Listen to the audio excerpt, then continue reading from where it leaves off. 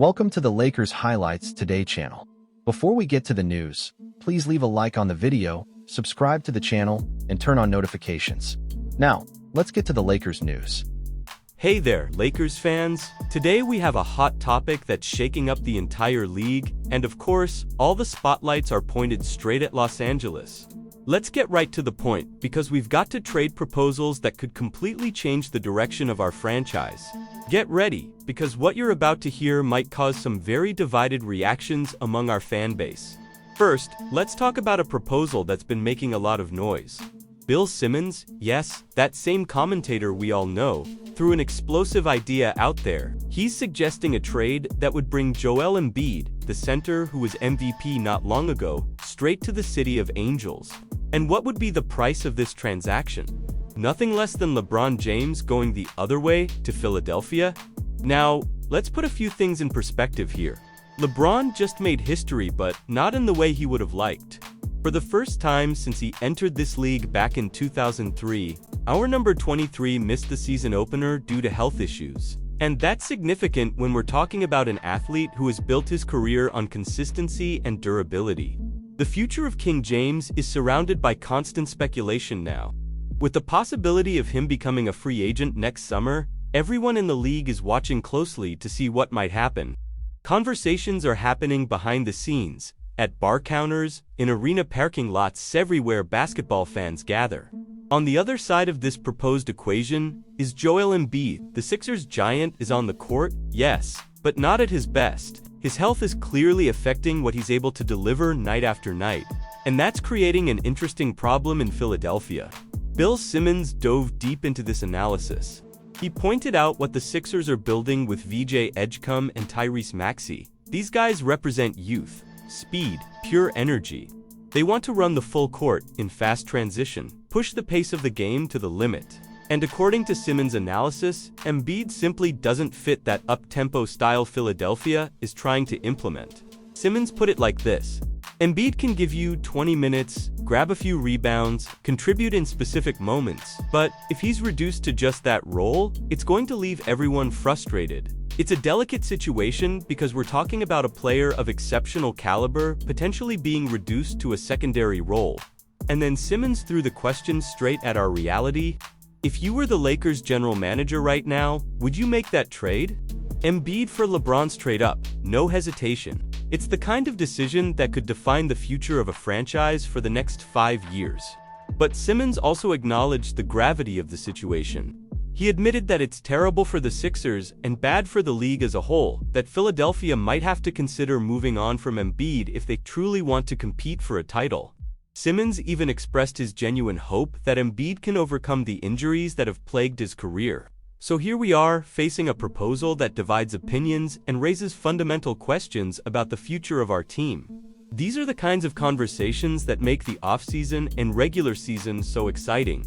The possible arrival of Embiid at the Staples Center would bring the Lakers exactly what the team has been searching for over the past few seasons: a truly dominant center. We're talking about a player who can control the paint on both ends of the floor, something we haven't had since the days of Pau Gasol and Andrew Bynum at their peak. Luka Doncic would finally have a legitimate front-court partner by his side, creating one of the most lethal duos in the Western Conference.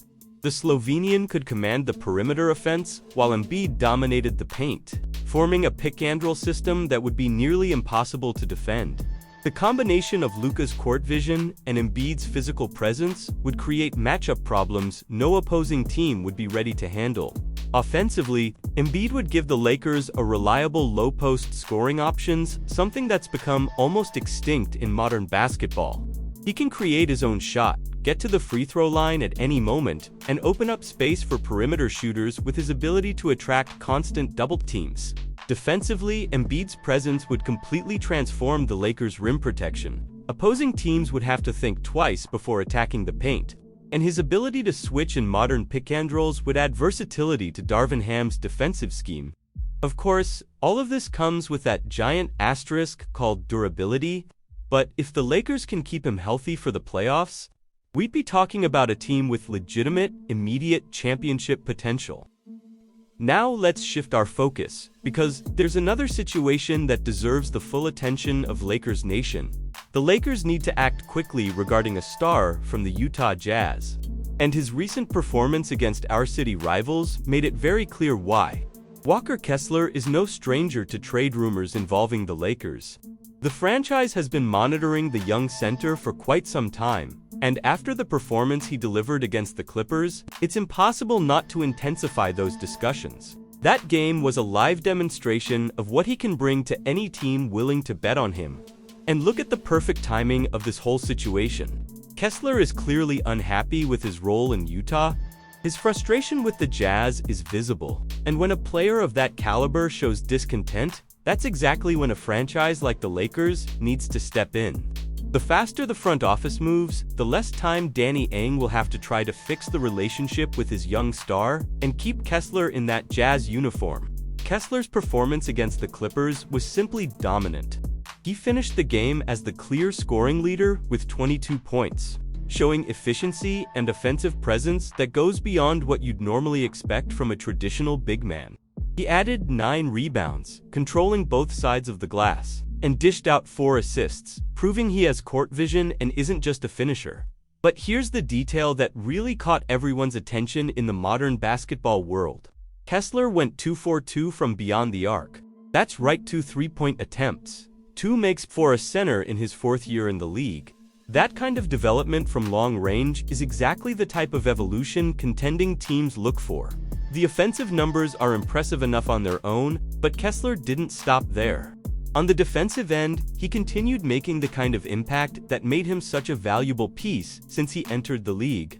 For Kessler, wearing the purple and gold would finally mean playing under the bright lights that a talent like his deserves. In Utah, he's competing for minutes and struggling for recognition on a rebuilding team still trying to find its identity. In Los Angeles, he'd be a central piece in a system built to win right now. The opportunity to play alongside Luka Doncic and learn from one of the best guards of this generation would accelerate Kessler's development in ways simply not possible with the Jazz. Having veterans like Austin Reeves and an experienced supporting cast around him would take the pressure off being the guy, allowing him to grow organically within a winning structure. The Lakers would also give Kessler something every young player craves: constant national exposure. Every game would be televised nationally, every play could go viral on social media, and his name would be in analysts' conversations every night. This isn't just about ego, it's about building a brand and a legacy in the league.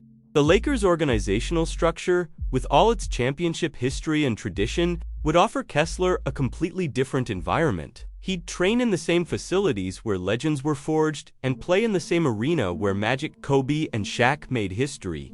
That kind of atmosphere turns good players into special ones. And, perhaps most importantly, Kessler would have a defined and valued role right away, something that's clearly missing in his current situation in Salt Lake City. Looking at the big picture between these two possibilities, the Lakers front office is clearly at a historic crossroads. The franchise needs to decide between two completely different paths that will define not only this season but the next several years of the organization. If they go for the Embiid trade, we're talking about a short-term gamble with massive risk and equally massive reward. It would be an admission that the LeBron era is coming to an end and that it's time to pursue another established superstar to keep the championship window open, while Luka Doncic continues to build his legacy in Los Angeles. It's a bold move, one that could either put you at the top of the mountain or send you crashing to the bottom of the valley. On the other hand, pursuing Kessler represents a more conservative and sustainable approach. The Lakers would be investing in youth, in untapped potential, in someone who can grow with the current core and eventually become the next generation of the franchise. The cost would be significantly lower in terms of assets, and the risk more controlled. The reality is, all the pressure is on Rob Pelinka and the front office.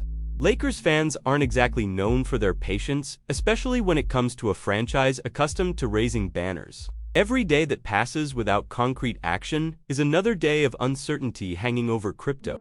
Calm arena. The market is moving, other teams are making plays, and the Lakers can't afford to sit still and watch. If there's one thing this franchise's history has taught us, it's that hesitation rarely leads to championships. Decisive action has always been the trademark of the Lakers' greatest moments. Looking at these two options objectively, it's clear that each carries its own set of calculated risks and potential rewards. The Embiid trade would be the classic Lakers move from recent decades, the all-in mentality, pushing every chip to the center of the table and chasing a title immediately. That's this franchise's DNA. It's always been that way. However, Embiid's health concerns can't be ignored, and trading LeBron James, no matter his age, still means saying goodbye to one of the greatest ever to wear the purple and gold. On the other hand, Kessler represents prudence, long-term planning, something that hasn't always been this organization's strong suit. He doesn't fix everything overnight, but he builds a solid foundation for the next 5 to 10 years. It's a safer, less glamorous choice, but potentially the smarter one, considering where the team stands right now. The big question is, which Lakers do we want to be moving forward? The team that always goes all-in for immediate glory, or the franchise that finally learns to balance the present and the future?